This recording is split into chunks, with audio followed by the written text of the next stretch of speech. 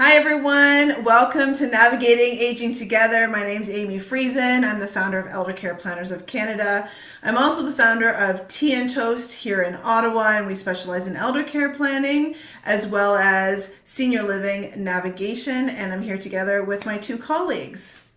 Hi, my name is Kim Oliver. I'm the owner of Pathways of Care Consulting in Manitoba. I'm also the Elder Care Planner of Manitoba. Very proud to be part of this group.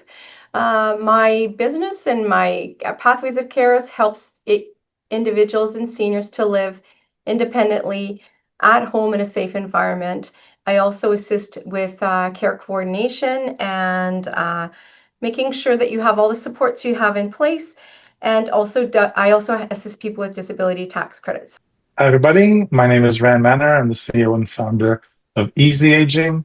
Easy Aging does technology for aging in place as a service across Ontario and elder care planning and care navigation, focused on the Kitchener-Waterloo, Guelph to Western GTA areas. Great. So today, like I said, we're going to talk about navigating aging together. And we'll talk about care, coordination, and technology. If you folks want to turn off your screens, and we'll get started here. So, why is elder care planning important? It's not just logistics, really, it's identity. We're going from very independent minded people, independent physically as well, to maybe needing some more care as we age. All of us are going to be in the same position, whether it's now or in a couple of years. We all are going on the same track. So it's about roles, and there's a lot of guilt and responsibility involved. And so aging is really emotional. There's a lot tied into it. And because we don't talk about elder care very often, a lot of things kind of get swept under the rug until we hit emergencies, which is not terrific. The systems are really complex as well. We have public systems, we have private systems.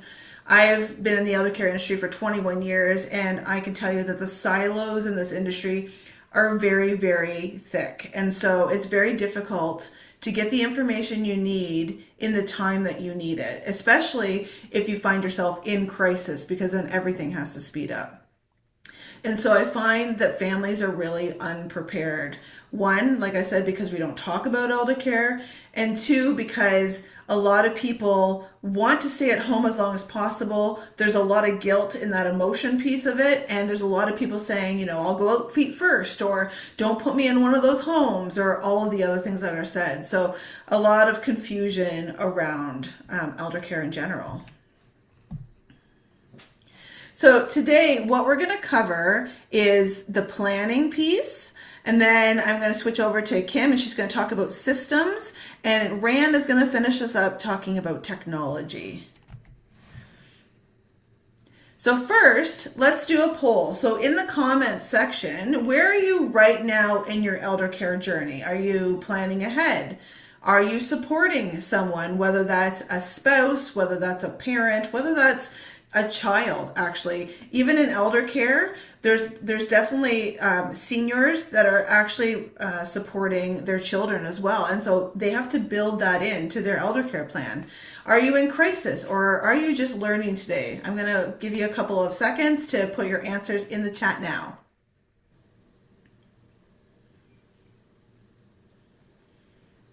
Okay, great. Looks like some good answers. Keep them coming. It really helps us to see where everybody's at today. And so let's talk about why families get stuck. First of all, there's too many decisions. And depending on how far down the path of elder care planning and or crisis, there's much more decisions. So there's so many decisions that people don't know what to do first, and it's just overwhelming. So there's a little bit of everything happening. There's no clear leader. So especially in families that have multiple adult children, multiple caregivers, a lot of times there's not one person that's the leader that everyone says, okay, Sally's the leader. We're going to, help her do all of this. Often, what we can see is some infighting, some difference of opinions, and that just makes it really difficult. And again, people get stuck. there's emotional history. There's people that have complicated relationships with their parents. There's people that have complicated relationships with their siblings. There's a lot that's built into that. And a lot of people saw what happened with their grandma and grandpa, for instance. And a lot of people tell me, I don't want to go to those nursing homes. And a lot of people really think that, when they're moving to long-term care or retirement or assisted living, that they're going to these 1960 nursing homes. And I would tell you that the homes have come a long way. Not everybody's created equal, but there is a mentality about not wanting to go because they saw, a grandma, a grandpa, another family member in those situations. And then urgency, right? So either people are saying, oh, well, we'll plan for that later. It's okay. We have lots of time. Or somebody has a fall and everything is urgent. And when everything is urgent, everybody's in, right? And so you've got multiple people in a crisis urgent situation, and then everything kind of gets jammed up together. So when you're looking at crisis versus coordination, we're looking at crisis being reactive, emotional, rushed. I'm sure many people today, on our session have been in some sort of crisis. Even if it's not in Eldercare, for instance, my dog broke his knee last year, and it's like immediate crisis of what to do. And so we weren't really planning for that, but that gives you an idea of it can kind of go from 0 to 100. Whereas in eldercare planning specifically, if you're coordinating it, you're being proactive and you're using a shared clarity and it's sustainable. And so you're building a plan, you're talking about it with others, and it's sustainable because as things change, you're going to go back to that plan. You're going to have those conversations and say, okay, this has shifted. What do we do now to support that? Or what's the next step in the plan? And so that's why it's really important to start planning early and often, and making sure you're going back to those documents because they're evolving always. So warning signs caregivers notice first. There's a lot of small changes that happen over time before a clear crisis ever occurs. And people have a hard time because they don't know what a clear crisis is. Is it a fall? Is it a stair related issue? What is a crisis? And so a lot of caregivers start to notice that the daily tasks become difficult for their loved one. Getting groceries, even just getting out of the house, to be honest. These small things start to add up. Housekeeping, for instance, things like that. There's also frequent falls or mobility concerns that start to happen. And that could be because of trip hazards. That could be because of balance issues. There's memory changes or confusion. This is one of the hardest spots to kind of notice it because there's a lot of caregivers out there kind of weighing out if it's enough of a memory concern to do an action for, or if it's a slip in memory or judgment. And so they're trying to weigh it out, and a lot of people get stuck when cognition changes because they don't want to step in on their loved one's behalf because they want them to keep independent. But there is a fine line often of when people's judgment kind of changes. And so that's something that is often noticed and not, people aren't able to really, judge whether or not to make an action. Nutrition and weight changes, definitely. I called my company Tea and Toast for a reason.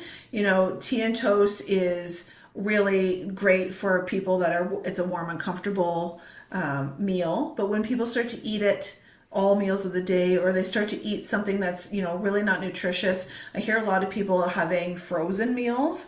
These types of meals and nutrition start to really add up, and then they can either add weight changes if it's just, a lot of frozen meals, for instance, that are making people gain weight because of sodium and swelling and all that stuff, or if they're really just not eating enough. And then that can impact memory, that can impact a bunch of things. And then, of course, there's caregiver burnout. Caregiver burnout's really more of a sign than a symptom. It really is telling people, this has gone too far. You really need to have someone step in to help, give other tasks to other people, because the problem with caregiver burnout, I see it a lot with families in general, and I see it a lot with spouses. And so one spouse will be taking care of their spouse, and then when they burn out, the one needing care actually needed a lot more care, and then everybody's in crisis. There's a caregiver burnt out, and the person needing care is in crisis because that person can't provide. So it can be really, really messy. So what people overestimate will be, we'll figure it out later. They really don't, think something's going to happen. A lot of people are like that. We'll just deal with it when it happens. But I can tell you that the other side of the coin from planning is not easier. By far, it's much more difficult. Technology will solve it. Rand will talk about that later. But there's great technology, but technology isn't necessarily what's going to solve it. It's going to accompany different things to make people, keep retaining independence. And again, he'll talk about that in a bit. And one sibling can manage. We often have a go-to sibling, and then we have siblings kind of all over the world sometimes. Sometimes they're in the same city, but there's levels of people being involved, really. And so saying, one sibling can manage it, or having that thought process really leads to caregiver burnout quite a bit quicker, especially when that sibling is taking care of two parents. What people underestimate are wait lists. There's wait lists for long-term care pretty much everywhere. There's some wait lists now for retirement living, senior living, assisted living, kind of interchangeable words somewhat. And people really underestimate that and think that, when I need care, it'll be available, but that's not what we're seeing now. Caregiver burnout, again, I talk about that they underestimate how much we can take on as people and, continue on with our own life, with our own family. And I find that, really people are struggling. System navigation is really why one of the reasons elder care planners exist in general is the system is extremely difficult to navigate. We talked a little bit at the top of our slides that you've got private, you've got public silos, you have to blend them. Sometimes the finance blends. It's very, very complicated.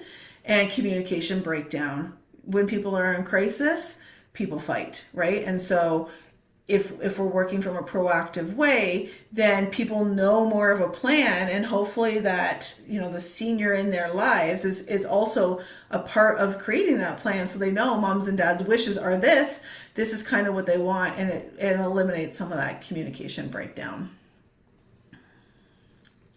Okay, so Kim's going to come on next, and she's going to talk a little bit more about systems. Thank you, Amy.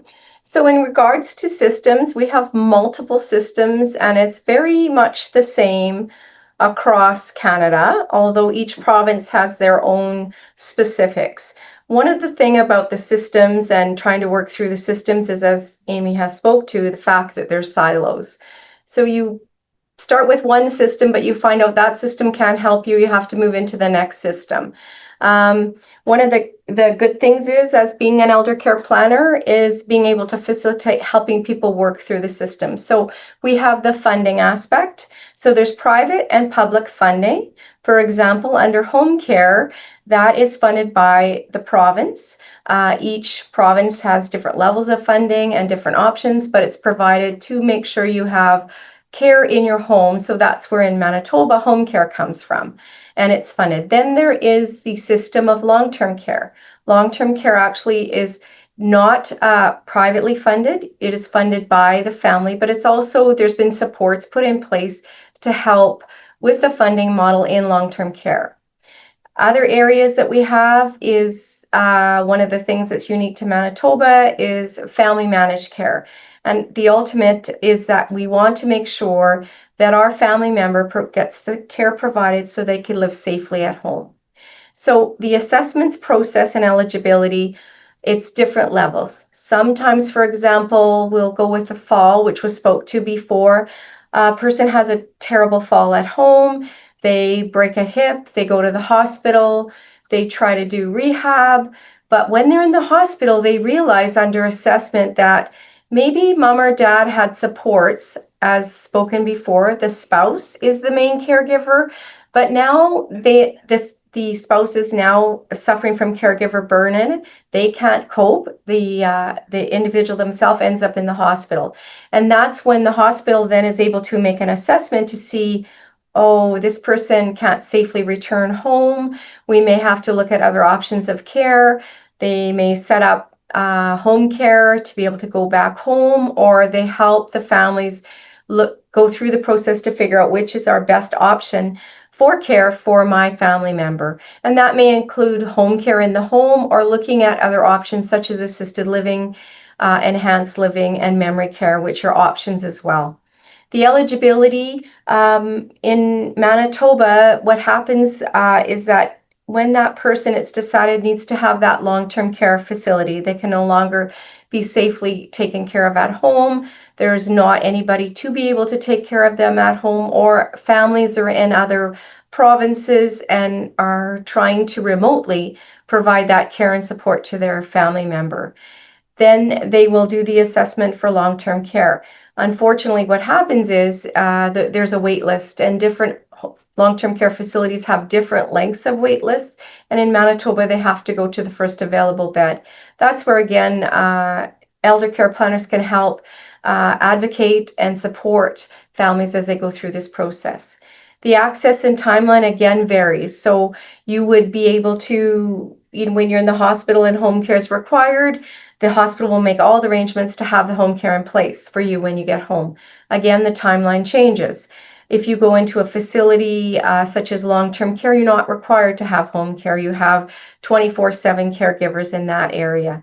And the availability. Is it 24 hours a day? Because we know most things happen not 9 to 5, Monday to Friday. It's usually a bad fall in the middle of the night, or maybe mom's gotten confused and ends up going outside in the middle of winter, not prepared for it. And it's just, the availability is limited, and there's so many systems with so many silos, it makes it difficult. But one of the main issues that we find, and really doesn't change wherever you live, is that emotional burden, or the emotional weight that the family carry. Either the caregiver carries that weight, or the family member carries that gate. So there's complex systems in place. So we have gatekeeping, and again, that's the complexity of the systems is which system is going to apply to me right now, and who do I contact, because I'm working with the hospital, and then I'm working with assisted living, and I'm working with a social worker here, and I'm working with the nurse at the other place, and it's very confusing for family. And because they're in the midst of having really difficult time emotionally and trying to deal with us, plus as we've said, living and taking care of your own family and being that caregiver for your parent, the families are left coordinating. And again, as I speak, that's one of the reasons that I actually started Pathways of Care, is to advocate for families and help them facilitate, because with the experience of having long-term care and assisted living and community care, that's helpful to have somebody as an elder care planner to assist you. Questions to ask early. What's the difference between public care and private care? I spoke to that before. Yes, there are differences in the private care and public care, and it's important to find that information out. We do have websites that kind of speak to that, but again, not everybody is computer illiterate or likes computers or is able to sort of Google those things. Can someone receive public services while living in a private care home? Yes, they can. For instance, if we are in, and that's an assisted living, if you're in a private assisted living home, you can actually have home care come in and provide those services. The only area that it wouldn't apply to is if you're in long-term care. Long-term care have the service providers on hand with the 24/7 care. And how do I get access to public home care and long-term care? Well, they in most provinces have a number to call. It's called the central intake for home care. Anybody can call that number. That number is free. That care is free to any person, any individual. in the province of Manitoba for sure, and I'm sure other provinces are the same. You call that number and the intake, and then they're able to send somebody out to do an assessment.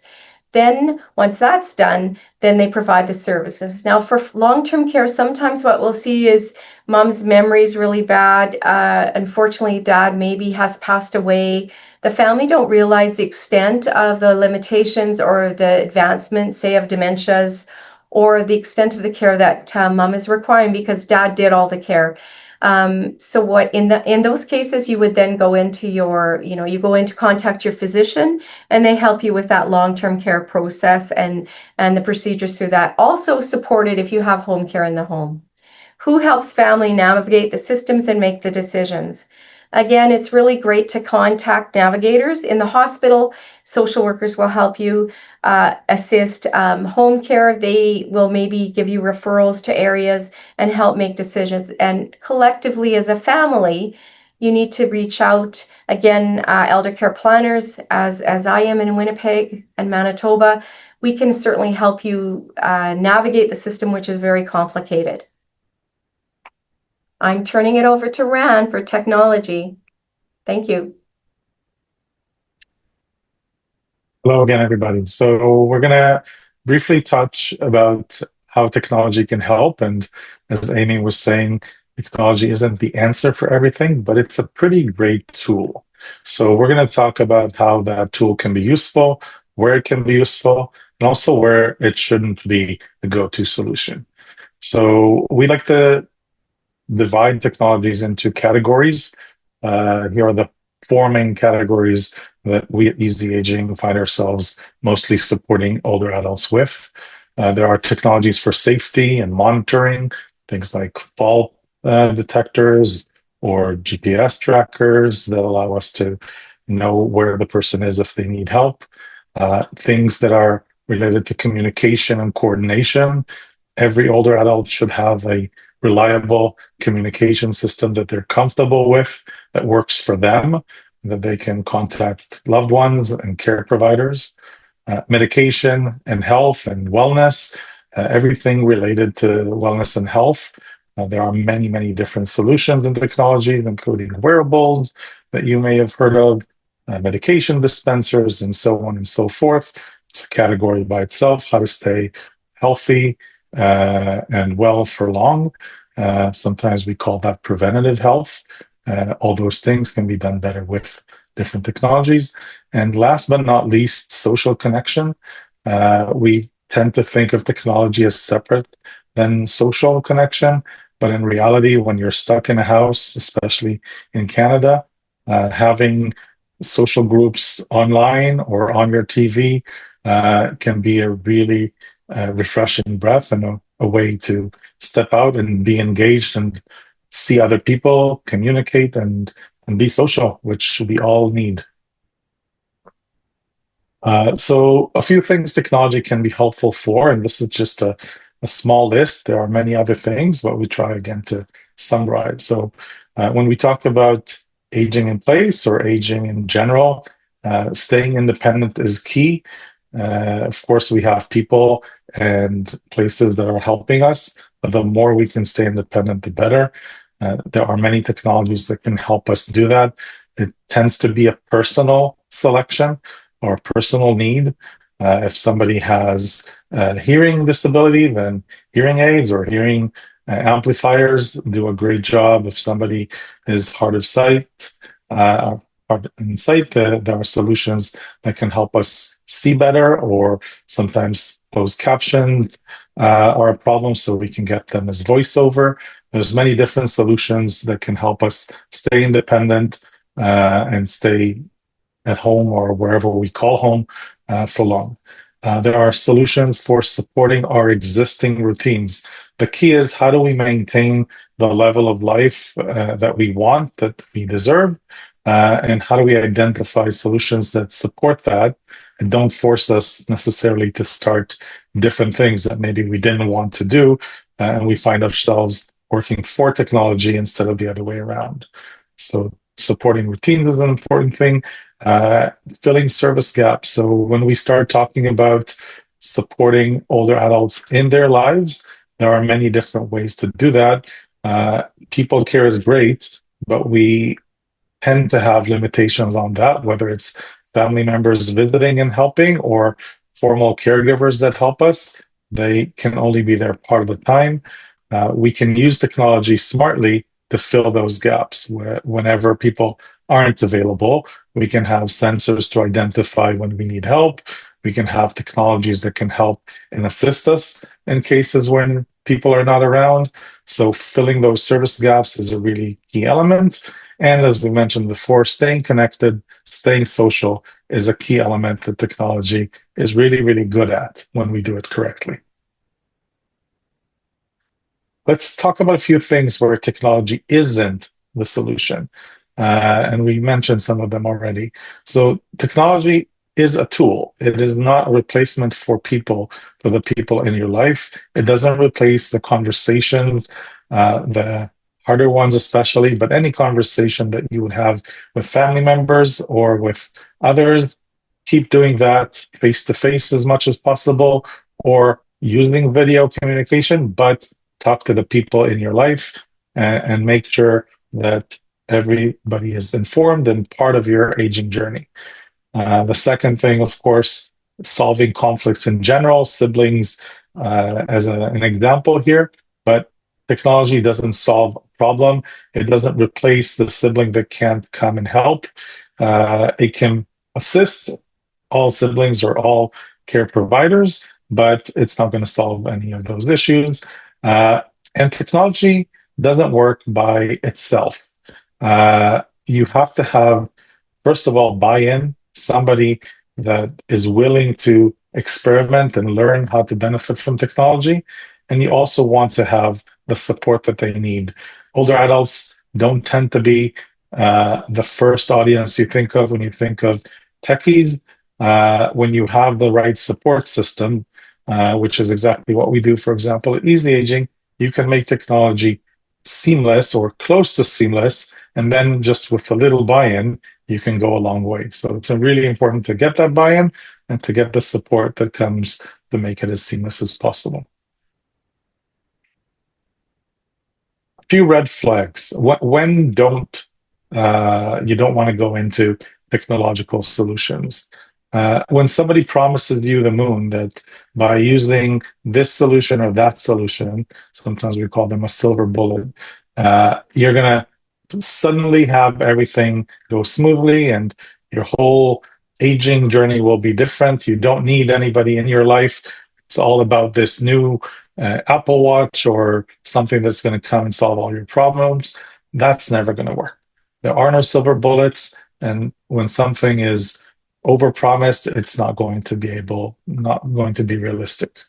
The other elements are, as we mentioned, onboarding support.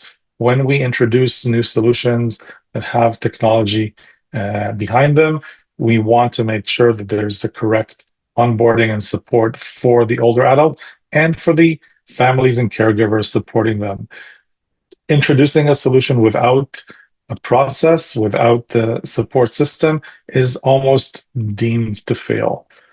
So we want to make sure that you have that clear onboarding support. The next element is the interface itself. If the interface is too complicated, it doesn't really matter how many times you go through it. When it's needed, it's not going to work. So we highly recommend identify solutions that have clear and simple interfaces that are easy to use and can be beneficial for you. And don't forget the humans. Don't forget the people in the loop that can help both support and back up technology when it fails. Technology is great until it doesn't work. So having the backup and having the support from people is always critical. Don't give that up. Technology is a tool to augment what people do. Don't use it as a replacement. And lastly, let's talk about some green flags.